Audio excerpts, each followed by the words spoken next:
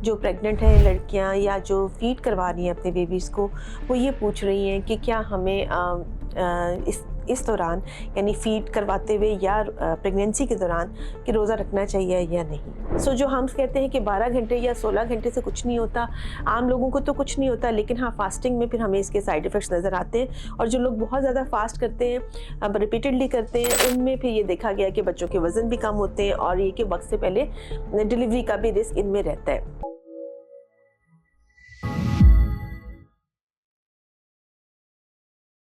अस्सलाम वालेकुम जी। आज हम बहुत ही अहम टॉपिक पे बात करेंगे कि जैसे अब रमज़ान आने वाला है, तो जो सबसे कॉमन क्वेश्चन जो आजकल पूछा जा रहा है, जो प्रेग्नेंट हैं लड़कियां या जो फीड करवा रही हैं अपने बेबीज़ को, वो ये पूछ रही हैं कि क्या हमें इस दौरान यानी फीड करवाते हुए या प्रेगनेंसी के दौरान कि रोज़ा रखना चाहिए या नहीं।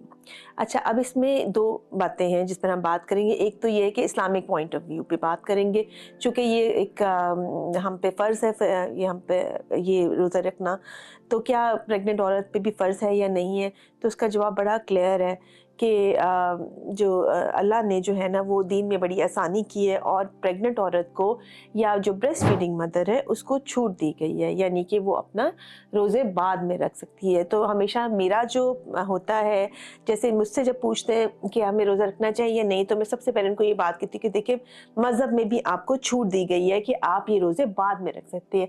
अब ये बगैर वजह के तो नहीं होगा ना, डेफिनेटली इसके एक साइंटिफिक रीज़न भी है।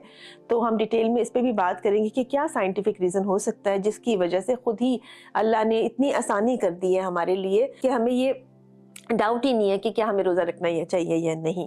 और लेकिन इसमें चूँकि अब पेशेंट का खुद भी दिल चाह रहा होता है, वो खुद भी चाह रही होती है, घर वालों का भी कभी मूड होता है कि अच्छा नहीं रख लिए, हमने रखे थे, हमें तो कुछ नहीं हुआ वगैरह वगैरह। तो उस सिलसिले में आज हम पहले इसके साइंटिफिक रीज़न्स पे बात करेंगे और देन फिर हम इसका सॉल्यूशन भी निकालने की कोशिश करेंगे। इस्लामिक पॉइंट ऑफ व्यू से तो क्लियर है कि आपको छूट है, अपने आप जिस्म पे सख्ती मत लेके आएँ और इसको बाद में रख सकते हैं। अब इसकी क्या वजह है कि देखें, जब आपकी प्रेगनेंसी होती है तो आपके डिफरेंट ट्राइमेस्टर्स है ना, फर्स्ट ट्राइमेस्टर है, सेकंड है, थर्ड ट्राइमेस्टर है, पहले 3 महीने, दूसरे 3 महीने और फिर नेक्स्ट 3 मंथ्स में अगर हम इसको डिवाइड कर लें सिंपल तरीके से। तो जो पहले 3 महीने होते हैं वो तो वैसे ही बहुत ज़्यादा वॉमिटिंग हो रही होती है, वैसे ही पानी की कमी होती है, डिहाइड्रेशन हो जाती है, सर में दर्द हो रही होती है, उठा नहीं जा रहा, ब्लड प्रेशर लो होती है, शुगर लेवल लो हो रहता है। उसमें अगर आप बिल्कुल अपने ऊपर पाबंदी लगा लेते हैं तो और मुश्किल हो जाती है। जिस वक़्त आपका खाने का दिल करता है तो उस वक़्त आप खा नहीं पा रहे होते, और जिस वक़्त सहरी का वक़्त है या इफ्तारी का वक़्त है और आपको नौज़िया और वॉमिटिंग और ज़्यादा हो रहा है और उस वक़्त आप खाते हैं, तो तबीयत में मज़ीद बिगाड़ हो जाता है। उस वक़्त एसिडिटी का मसला भी इन पेशेंट्स में फर्स्ट ट्राइमेस्टर जो होता है, पहले 3 महीने एसिडिटी की प्रॉब्लम भी हो रही होती है। तो इस वजह से जो है ना वो रोज़ा रखना ख़ासा मुश्किल हो जाता है। ऑल्दो कि अगर हम साइंटिफिकली बात करें तो हमारी वैसे रिक्वायरमेंट फूड की ज़्यादा नहीं होती है। पहले 3 महीने में आपने उतना ही फूड लेना होता है जितना आपने रूटीन में लेना होता है, बस आपने वाटर इनटेक अच्छा रखना होता है। लेकिन चूंकि आप पे एक पाबंदी आ जाती है कि आप 12 घंटे या 16 घंटे नहीं खा पा रहे और उसके बाद आप खाना एकदम से खाते हैं, तो तबीयत में खासी खराबी हो जाती है। जहाँ तक सेकेंड और थर्ड ट्राइमेस्टर की बात है, यानी आखिरी जो 5 महीने या 6 महीने लगा ले, उस वक्त तो आपको एक्स्ट्रा फूड की भी ज़रूरत होती है, एक्स्ट्रा कैलोरीज लेनी होती है, एक्स्ट्रा एनर्जी की ज़रूरत होती है।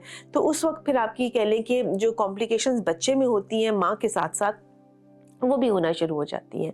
अगर हम देखें तो माँ में क्या प्रॉब्लम्स होती हैं, जैसे मैंने डिस्कस किया कि आप जिस वक्त यानी सहरी के वक्त उठ के खाना जो है वो मुश्किल लग रहा होता है और शायद इतना अच्छा खाया भी नहीं जाता, और जैसे जैसे प्रेगनेंसी बड़ी होती है तो ये और भी कम होता जाता है।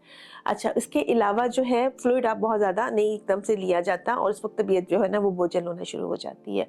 तीसरा, जो आपकी फास्टिंग है ना, जो आप फास्ट समझ रहे होते हो, वो ऐसे होते हैं जैसे कि स्टार्वेशन हो गई, यानी कि जो आम बंदा अगर फास्टिंग स्टेट में होता है या तो जो प्रेग्नेंट औरत होती है उसके लिए वो एक कहत किसी सूरत हाल को ले आती है, यानी बॉडी में एकदम से बहुत ज़्यादा ब्रेकडाउन स्टार्ट हो जाती है उसको पूरा करने के लिए, क्योंकि इस वक्त आपकी रिक्वायरमेंट आम बंदे से ज़्यादा है। अगर प्रेग्नेंट औरत की हम बात करें तो वो ना सिर्फ अपना जो है उसके उसके ऊपर बोझ है बॉडी का, एक और बच्चे का भी बोझ उसके ऊपर होता है, यानी 2 जानों का बोझ उसके ऊपर होता है, जिसमें वो उसकी लंग्स के तौर पे भी काम कर रही है, जिसमें उसकी किडनी का भी काम वही कर रही है, और जिसमें उसको ग़िज़ा भी वही प्रोवाइड कर रही है। सो औरत के थ्रू ही बच्चे को सारा कुछ मिल रहा है, और फिर जो बच्चे की क्लींजिंग हो रही है वो भी औरत के थ्रू हो रही है। तो इसका मतलब ये है कि औरत की किडनीज़ पे भी लोड बढ़ जाता है, उसका इंटेक भी ज़्यादा होता है। सो ये सारी चीज़ें अगर हम देखें तो जो आम बंदे के लिए फास्टिंग होती है, औरत के लिए वो ज़्यादा मुश्किल सिचुएशन है, जो प्रेग्नेंट औरत के लिए वो सिचुएशन ज़्यादा मुश्किल हो जाती है। तो इस बात को समझना बहुत ज़रूरी है। सो जो हम कहते हैं कि 12 घंटे या 16 घंटे से कुछ नहीं होता, आम लोगों को तो कुछ नहीं होता, लेकिन हाँ, फास्टिंग में फिर हमें इसके साइड इफ़ेक्ट्स नज़र आते हैं।